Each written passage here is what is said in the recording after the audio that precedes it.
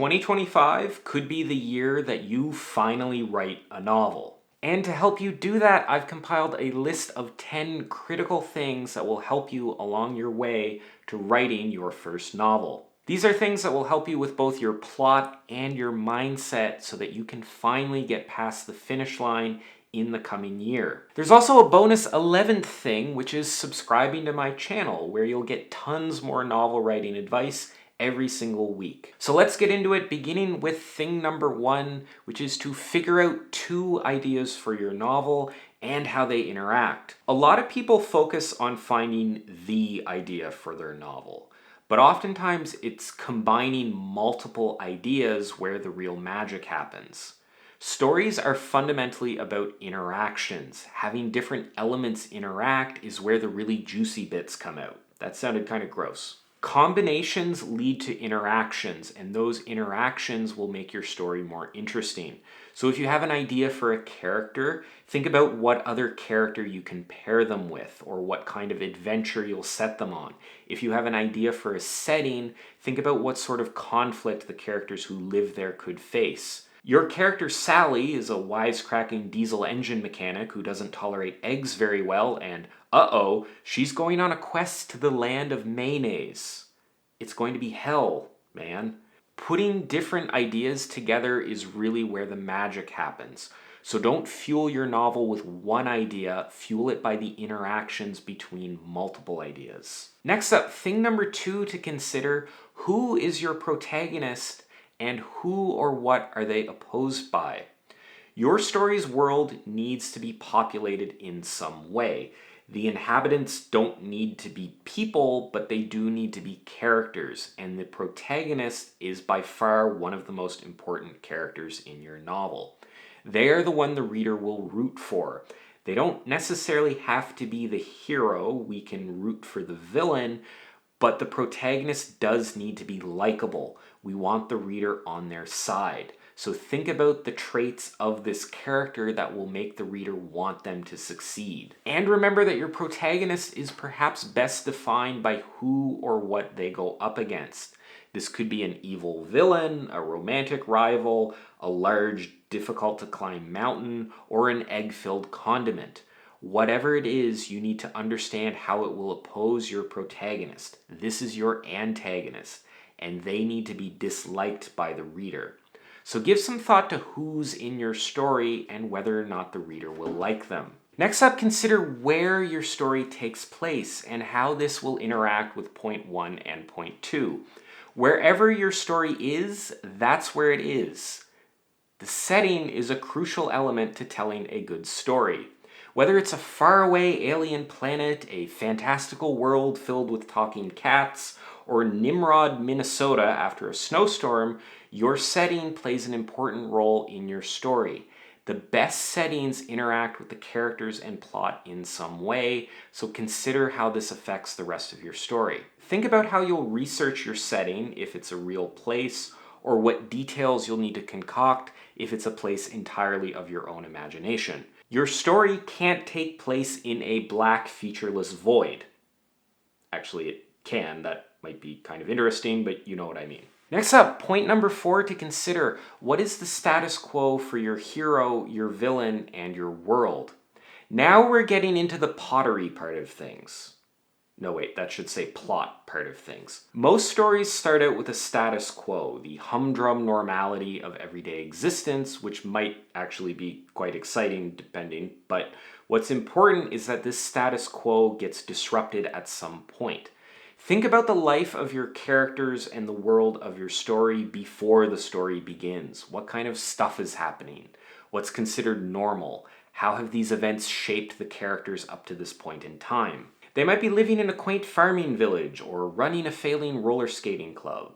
Whatever it is, the lives your characters are leading before the story begins will be what initially gets introduced until it gets disrupted. I hope you're getting excited about writing your first novel in 2025. If you want to get even more serious about the process, then check out my recently launched course, Your First Novel. This course includes everything a first-time novel writer needs to know to find success. It goes in depth on ideas, characters, plot, setting, and prose across 50 video and written lessons. You can get instant lifetime access to all of the course material at the link below, so please check it out. And now, back to the video. Next up, point number 5 to consider: what event shakes up the status quo? What conflict does this event introduce? We refer to this life-altering moment as the inciting incident. It could be meeting a potential romantic partner, or discovering a grisly murder scene, or less commonly, meeting a potential romantic partner at a grisly murder scene. The inciting incident does two things. It causes big changes in the protagonist's life, and it introduces the conflict that must be solved through the course of the story. This sets the rest of the plot in motion and sets expectations for where the story is going to go. Next up, point number 6, what does progress towards resolution look like? How do we move from introducing the conflict to solving it? Here we come to a somewhat tricky part of the story, the middle. In the worst case scenario, a novel introduces a conflict and then just sort of waits around until the end for the conflict to be resolved. It's much better to show progress, to give a sense that things are moving through the middle of the story. Think about the steps involved in solving the conflict that you've introduced. How can you make incremental progress to give a sense of movement through the middle of your novel? This progress does not need to be linear. Your characters can encounter setbacks and unexpected hitches. They can get really close to success only for the rug to be pulled out from underneath their feet. It doesn't have to be a straight march through to success.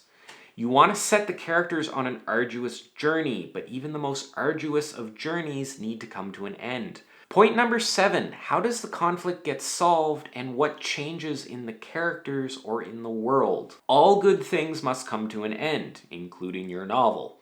A good ending really starts at the beginning, by what you establish and what you set up. Provided you've done the work on the front end, the ending is actually pretty straightforward to pull off.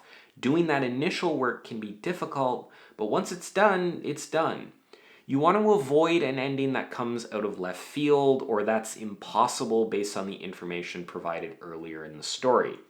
If your mystery gets solved by magic or a piece of evidence that's never mentioned elsewhere in the story, then that's not going to be a good ending. Also consider how your ending has changed things, or if it's changed things at all.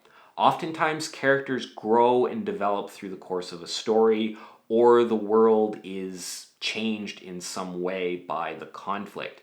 Think about what effects the conflict and solving the conflict have on your characters and your setting. All right, we've covered a lot of the things that go into writing a novel. Now we're going to cover what goes into writing a novel.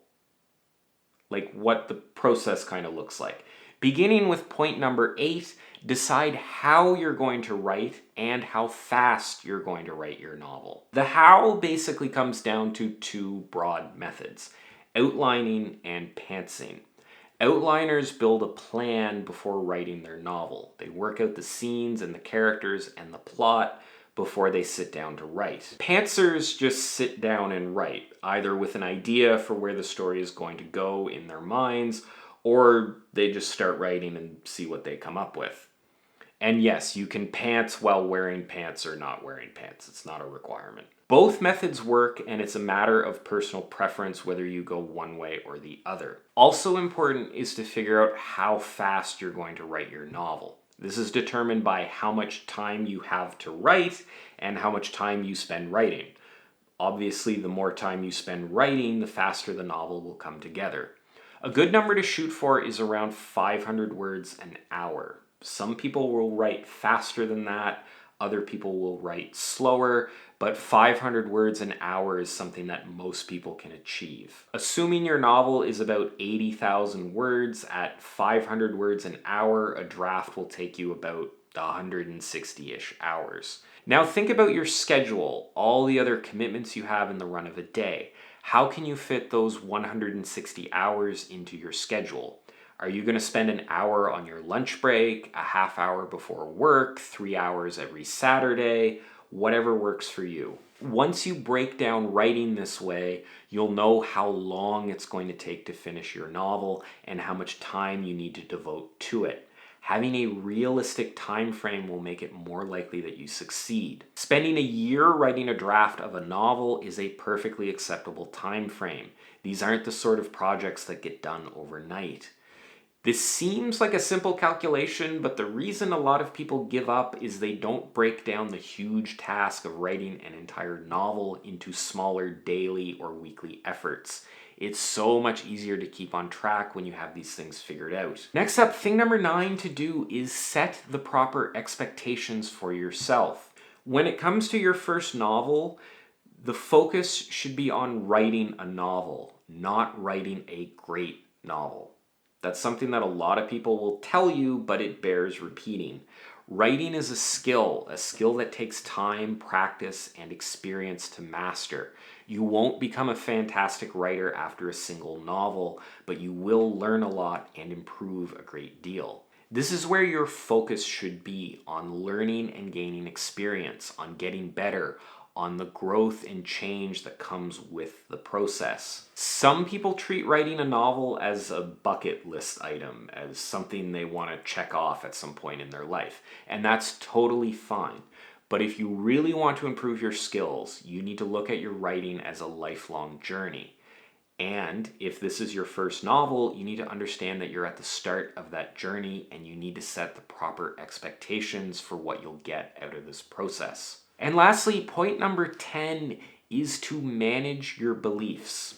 A lot of people think that successfully writing a novel is due to a bunch of external factors. You need the right idea, you need the right writing app or font or pencil or notebook, you need the right environment, you can't have too much stress in your life. But really the most important factor is what's going on in here. Specifically your head, not my head.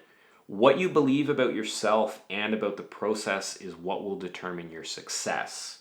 And I know that believing in yourself sounds kind of hokey, but it's true. If you believe that you can succeed, you have a far greater chance of success. If you believe that you can improve as a writer, if you believe that you have something meaningful to say, then you are more likely to succeed. Don't underestimate the importance of what you believe and what you say to yourself as you work through this process. Evaluate what it is you believe about yourself, your novel, and your writing in general. Try to understand where those beliefs come from and how you can change them to something more beneficial. I don't think there's anything that will help you more as a writer than developing beneficial beliefs. Just like I hope this video was beneficial. So there you have it. I hope you enjoyed this video and that it helps you on your path to writing your first novel in 2025. If you want some more help in the process, please subscribe to my channel and check out all of my other writing advice related videos. Thanks for watching, and I'll see you next time.